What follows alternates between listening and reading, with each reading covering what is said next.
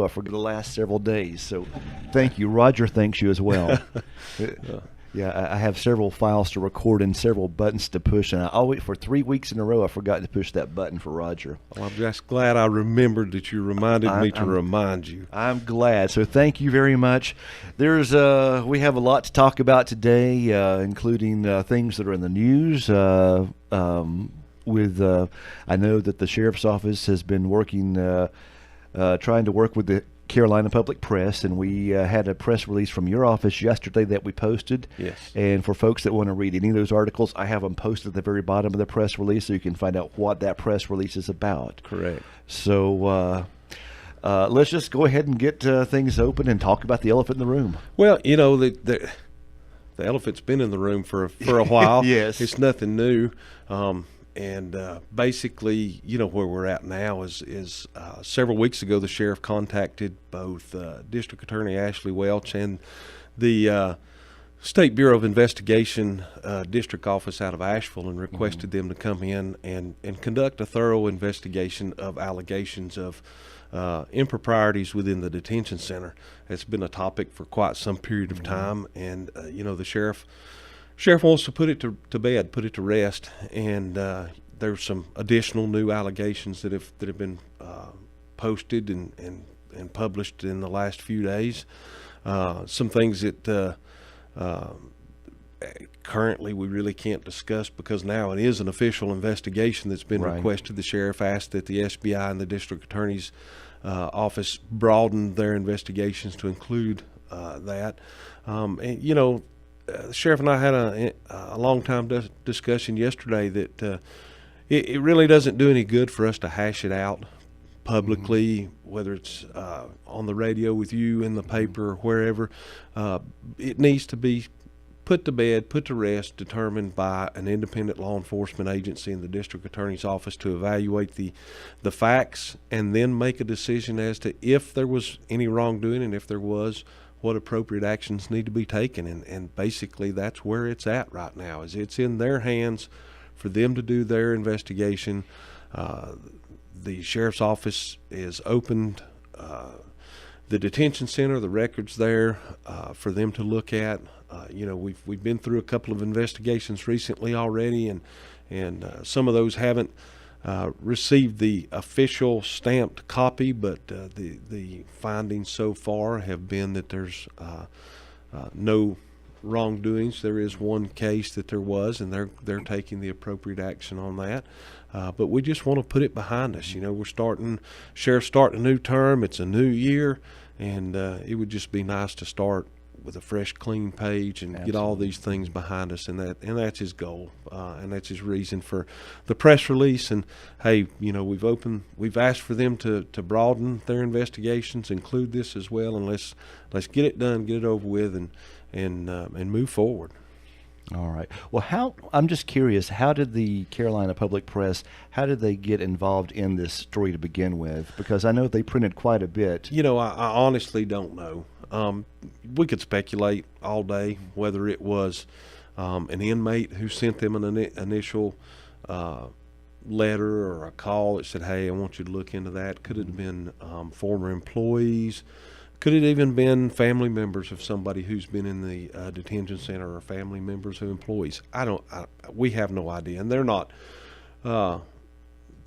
divulging what started their investigation. I do know that my understanding is that they have looked into more than one detention facility across the state. Seems to be something that their investigative reporters maybe have a knack for, or a desire to look into.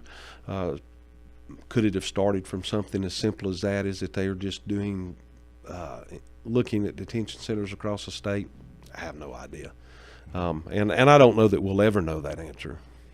All right. So at this point, all the news articles are out there. Folks can find them on the internet to read the whole full stories themselves. But as of yesterday's press release, the sheriff is fully cooperating with the SBI and says, I'm an open book. Yep, and has asked all current employees to be made available, to be interviewed, to produce any information, documentation, or whatever that they may have. in cooperation with those investigations. Of course, there's going to be former employees that they'll want to talk to, and that will be up to them as to what their level of cooperation is. But I believe most people that have worked for the detention center or the sheriff's office in general will cooperate, and I think most everybody wants it to be put to bed. That, you know, Right.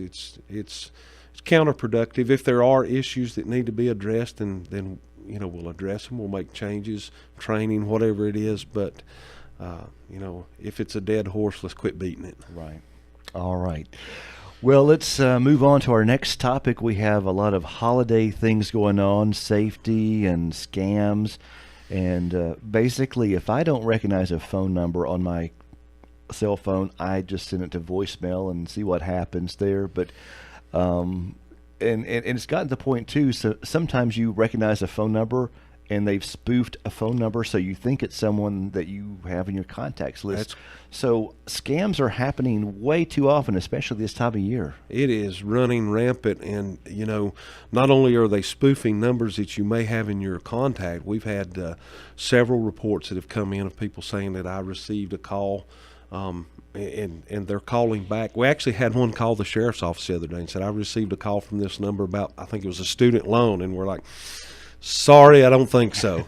But they're spoofing numbers. But not only are they doing that, they're purchasing blocks of local numbers to use for these telemarketing scams. You know, I had one that showed up on my phone the other day that was a Hayesville number. A week or so ago, I had one that was a Franklin number. Just as you said, you see them as a local number, and you think, okay, well, that's probably somebody I know, Right. or it's somebody that legitimately is trying to contact me about something. You know, I even see personally have a few that come from Georgia, and I do business in Georgia. You know, some of our things that we do from our home, our family, you know, trades with businesses just across the Georgia line. Do some of our different providers for medical or things may be in Georgia. So you see that number and you think, oh, that's a good number, and you answer it, and lo and behold, it's somebody calling telling you that you owe the IRS $8,000 or whatever it may be. And we just really want everybody to be aware that you know, most of your legitimate, especially with the IRS, are not going to call you and tell you they need your information given to them, because they are the IRS. They have your information. They're not calling to look for your information. If they're going to call you, it's going to be to schedule an appointment to have you go to Asheville or somewhere for a meeting with an auditor, not for you to set up a payment over the phone. And we have had a couple people that have been scammed to the point that they've given up some personal information, and they realized it after it was too late, and they've contacted us to work with us to try to get those things resolved. But we receive constant calls about these scams, and the IRS is one of the big ones. The calling you about repayment of your student loan is another big one. People are preying on the fear. People are afraid of the IRS for some reason. Instead of working, they're just built that they're going to come get you. Yeah, They're the bad guys. There is fear, and even from the other ones about, you know, the other big one we hear a lot about is your credit card debt. And, you know, so they pump people up, you know, oh my goodness, I've got to take care of this. My credit is going to be in danger. And, you know, the bottom line is these folks are trying to just get your personal information so they can either access your bank accounts or use your information to establish credit to bilk that money from the creditors in your name. And we just want everybody to be especially aware that those things are going on. And you and I were talking before the show, you know, it's the season where we are an online purchasing society as it is now, but that increases this time of year, and we see more scams with online purchases as well. And my family and I actually have fallen prey to having our credit card hacked. One of the things that you and I were talking about was how these hackers and scams will start with taking minute amounts of money out of your account in the amount of 1 cent or 6 cents or 11 cents. And because we're so electronic and so just pop up and look at your account. We don't reconcile our checkbooks like we used to. And at the end of the month, everybody's not running around to clear their checks out of their checkbook and reconcile their account. And just as you said, how easy is it to let a penny slide through and think, well, I probably just missed that, and let it go. Well, then the next thing you know is that same scammer is taking $5 or $6. And, you let it slide and slide and slide, and the next thing you know, it's added up to hundreds or thousands of dollars.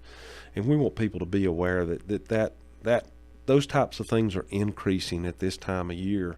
And, be aware of your checking accounts, your credit accounts. Look at them. And you made a good point a while ago, Tim, when we were talking before the show about utilizing the variety of free services to check your credit. I've heard numerous times people come in and say, somebody got multiple credit cards and accounts in my name. And so the investigator often will say, well, when was the last time you checked your credit score? I don't know that I ever have, or it's been years ago. And it's a good practice. Most of your credit card companies, a lot of your banking institutions now offer that for free.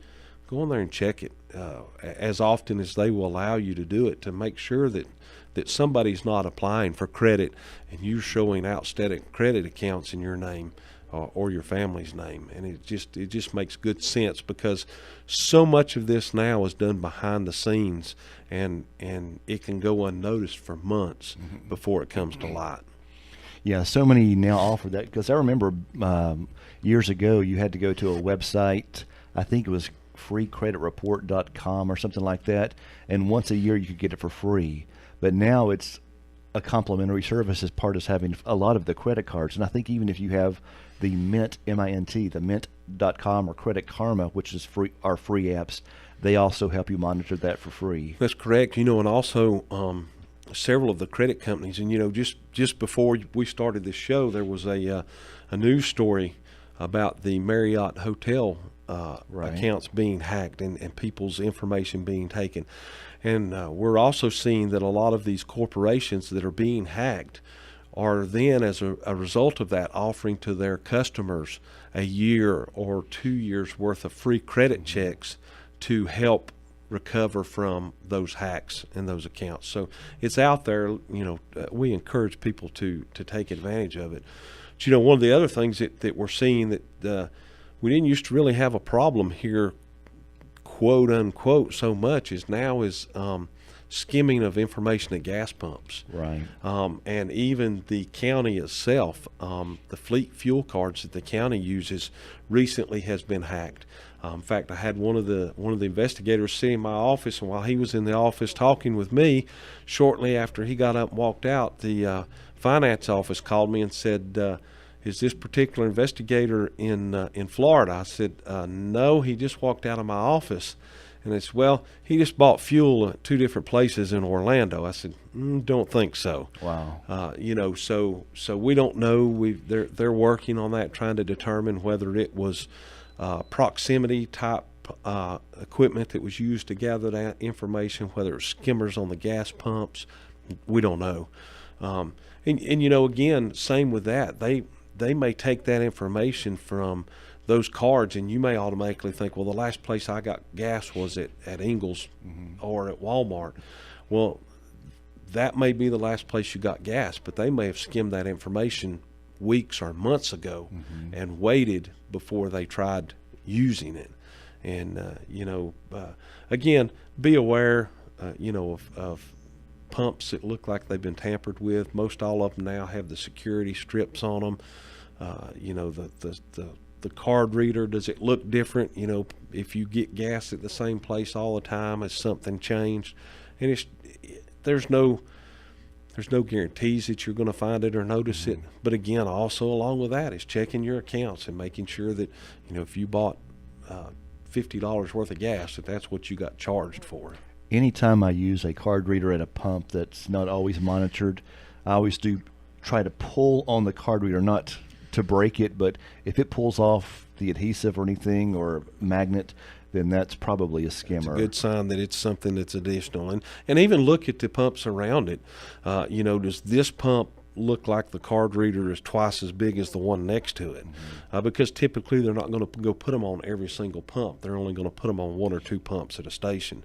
And if they look different than the rest of them, that's a pretty good sign that it's been tampered with. And they could be on the inside of on the back side of the door too that comes out, but there's always some kind of security tape. Should be. That's correct. If it's broken, or I would not use that pump. And you'll see now most all of your gas providers will have those stickers on there, and it'll say, if this seal is broken, report this to the company, whether it's Walmart, Ingalls, Exxon, Big D, whoever it is. It'll say, if you see this has been tampered with, let us know so we can check those pumps.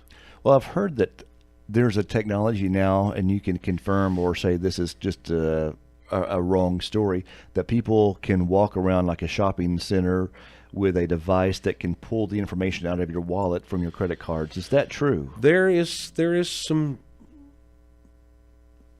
some plausibility to that. And a lot of it has to do with the types of cards that you have. We're even seeing reports that has come from the U.S. State Department regarding passports that have what they call the RFID readers in them. And those actually transmit a little radio signal. It's supposed to be close proximity. So instead of actually placing that card or it being read by a magnetic barcode or by a QR code, it actually puts out a little signal. You tap that card on the gas pump, or you tap your passport on something, and it reads that signal off the radio. And there are some devices that are being tested, tried out there that can do that. It's wild. I know some of the wallets are being sold as RFID blocking, protecting, have a metal casing or some type of lining in them. I've seen some advertisements for kind of like remind me of the old Sucrets or Altoid cans. You put your cards in there because it's metal and around it. There's a lot of new information out there and a lot of unknowns. I'm skeptical about all of these new apps where you pay with your phone. Right. I think that opens a door, because the same thing, that information is being transmitted via Bluetooth or Wi-Fi or some type of cellular signal as opposed to being read directly off the card or whatever it is. So I've been very reluctant to even contemplate going that route with our stuff. And another thing that we had an in-depth discussion with some folks the other day was whether or not you use your debit cards versus your credit cards. And a lot of times your credit card companies offer you greater protection from being hacked than your local bank cards or your debit cards. For example, my wife and I, if someone were to make access to our debit card, we have overdraft protections and things that come out of other accounts we have. So they don't not only get access to your primary account, but they can have access to numerous accounts. There are people out there that have overdraft protections that tie into their home equity line. That could be thousands of dollars that they have access to.